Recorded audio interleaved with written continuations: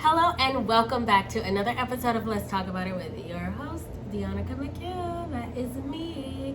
I am recording from my phone today.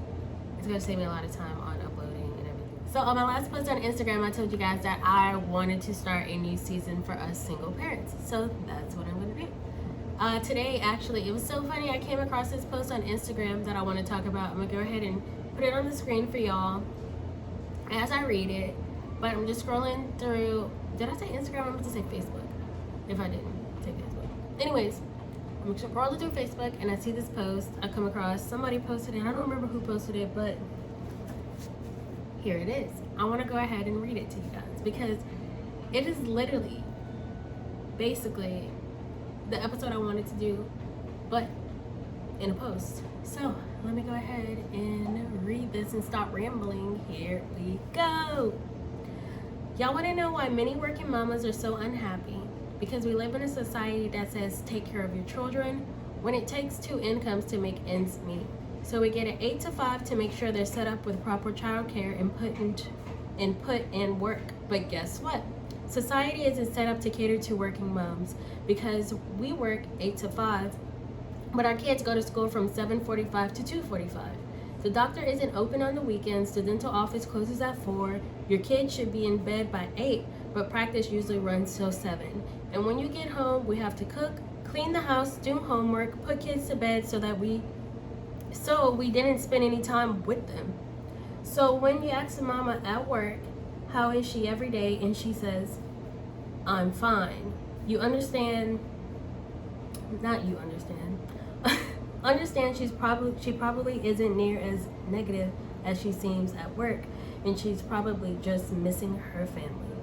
P.S. Don't comment telling me this will get easier because I'm not like some of y'all. Not seeing my kids will never get easier for me, regardless of how rotten they can be. Boom. Wow. This literally sums up just about everything I wanted to talk about.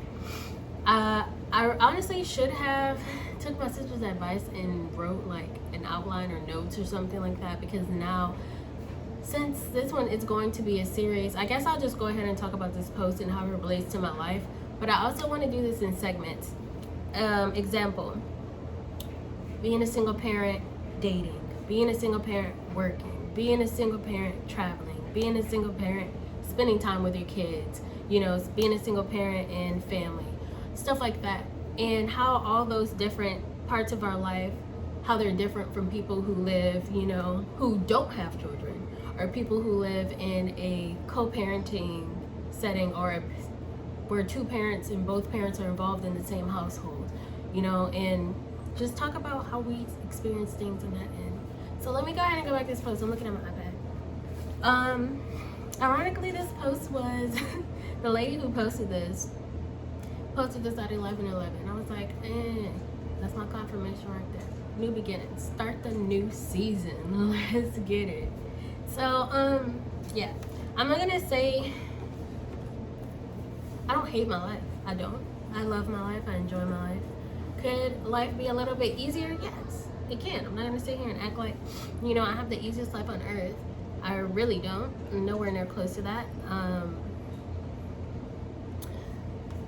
Let me go back.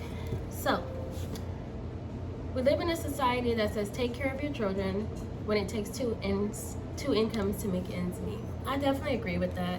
Life was a lot easier whenever I did have a boyfriend and we had two incomes in the house. Now it's me and Ivy. I even have less bills, and it's hard.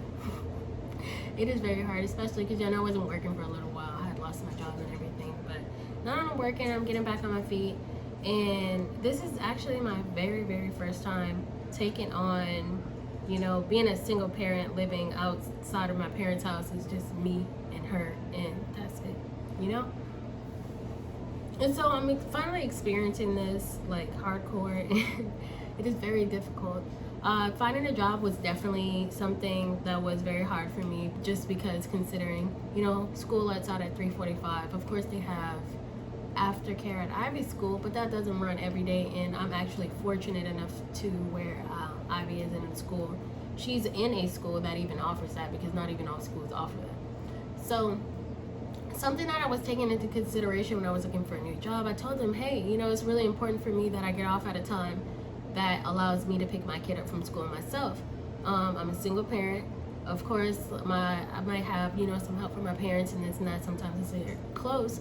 But in an event they are not available, like, what would I do? Let's just say they weren't here. Like, what would I do?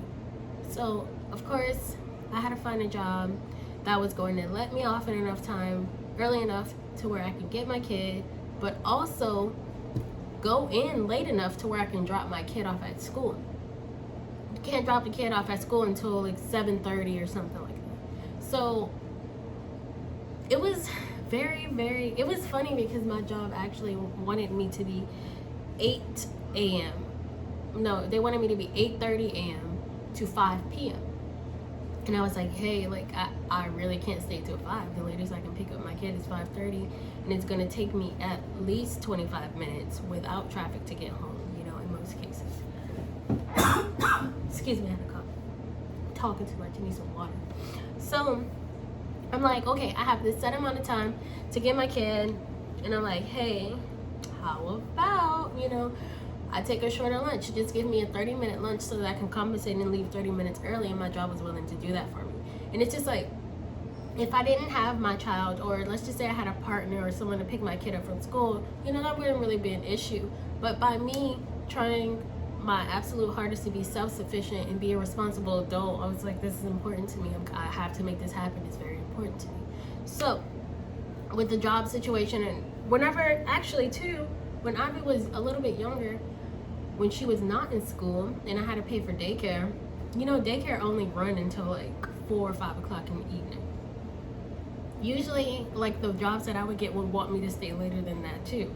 So it's very hard to find a job that it's gonna give you off in order to be a parent. You know, a lot of parents end up having to work weekends also, and it's like there's no school on the weekend, so then you end up having to find childcare for your kid. And usually you get in trouble whenever with your job for not, you know, for calling in. And a lot of times parents have times where they just don't have childcare, and I feel like it kind of sucks because now your job's on the line because you have, you know, your child is a huge responsibility. Your child is a part of your life. You can't just leave your kid at home alone, you know, and just go to work. You can't do that. That's wild. Don't do that. So sometimes you end up calling into work, you get a write-up, you get in trouble, they get upset with you, they feel like you're not reliable because you sometimes simply just don't have childcare. And that's absolutely ridiculous to me. I just don't understand how. I can get, like, yeah, it's your job, it's your responsibility to be at work on time and this and that, but sometimes you just simply don't have childcare. And some places don't understand that. Another thing I always talk about, yeah, like, how do jobs expect us to take, you know, our children to these doctor visits when you're working Monday through Friday, and that's when the doctor's offices are open, you know? I guess it's really according to your job. Whenever I start a new job, I always tell them how important it is for me to be a parent. Like, I'm like, I have to take my kid, you know, certain places for school. Sometimes school is closed. Like, I told them straight up from the jump, like, from the get-go, like, you know, if that's going to be an issue, I'm probably not the first, you know, the best pick for this job, if I'm going to be honest, because it is what it is. And I feel like I owe my job that honesty. I'm like, I'm gonna be keeping real with y'all. Like, sometimes her school closed, sometimes she has school from home, and I won't have anybody, you know, to keep her. So I need you guys to understand that. And so far my job has been great. I don't have no complaints, like you said, no complaints with my job. But there has been times in the past where things like that have come up and it's an issue. Go on. Yes, spending time with your kid after school, I'm not going to lie, it's kind of hard. Example, right now, I was so determined to get this episode done. I wanted to take Ivy to the park too, so I'm kind of trying to, like, make this episode only about this, but you know, sometimes I talk too much. But I want to take her to the park before the sun goes down. I have a little bit of time. What time is it? 6:21. I got about like 1 hour. So if I finish this episode like in the next 10 minutes, we'll have more than enough time to go to the park and spend some time together. But when you get home and you have responsibilities to take care of, you have to get your kid fed, bathe, homework done. You know, if there's any extracurricular activities you want to do after, you gotta go ahead and get that done. Like I said, I want to go take her to the park before we get ready to go to sleep. Oh, your polish came off. It's okay. So sometimes I feel guilty because I feel like I'm not spending enough time with Ivy. Like right now, like I said, I want to be at the park right now, but I really also want to get this episode done. So I have to prioritize my time and make sure I'm able to get all that done within a matter of like these 4 hours or 5 hours, like 4 hours you have before bedtime. Because nobody not trying to go to sleep at 11 o'clock at midnight and stuff like that. Because that's what we used to do. Me and Ivy used to be up till like midnight, 1 o'clock in the morning, because we doing a million things. We chilling, we hanging out, enjoying each other's time together. Something got really quiet. I have no idea what that was. But that's why I looked like that. I was like, something quiet. But we spent all this time before you know it, time gone. What is a bedtime in my household? I'm not gonna lie. We really try to be to sleep before 11. We've been doing good the past couple months. We go to sleep, maybe we're going to sleep early, like 9 something, by like 9 something, 10 something. But it's hard, especially whenever you do want to spend time with your kid. It's just like, I'm gonna sacrifice a little bit of sleep, you know, to go ahead and hang out, you know, do whatever it is. Because me and Ivy both talk too much. And then both of us just get sidetracked and end up doing like a million and 3 things. But it gets kind of hard trying to balance out that time and stuff like that, because you are the only person that's doing everything for you guys. But I have poor time management skills. I have very poor time management skills.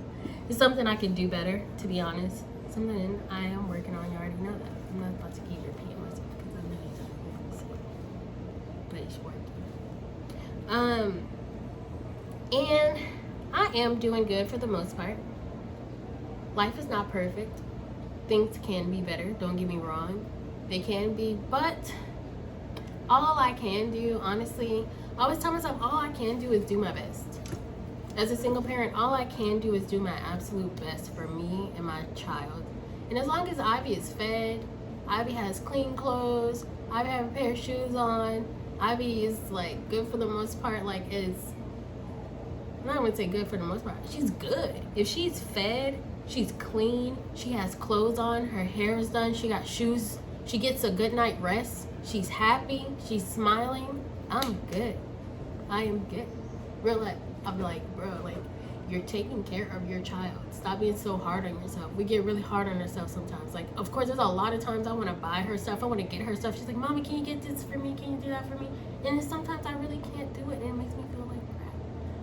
But I have to remind myself I'm doing the best I can.